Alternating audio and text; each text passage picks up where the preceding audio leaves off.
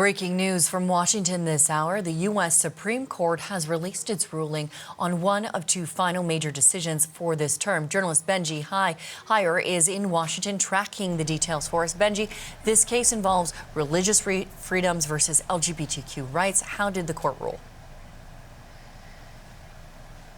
That's right, another landmark judgment from the Supreme Court justices as their term comes to an end, and the result is that the individual in question cannot be forced to provide services, specific services to same-sex couples. Let me just give a bit of background here. This concerned a web designer, Laurie Smith, who alleged that in 2016 a gay man named Stuart approached her asking her to make a website for his wedding. She refused, and the court has decided that she has a right to do so, that the law cannot force her to be providing those sorts of services. It was a 6-3 vote, mainly along ideological lines, and the ruling is well summed up by one of those who dissented, Democrat or Liberal Sonia Sotomayor, writing in her dissent that the court, for the first time in its history, grants a business open to the public a constitutional right to refuse to serve members of a protected class. This sets a precedent now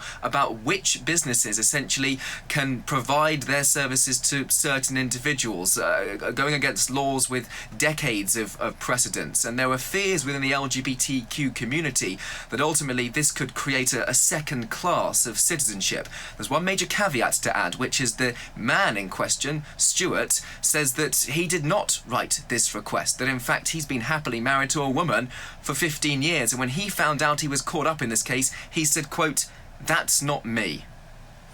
Journalist Benji Hire in Washington.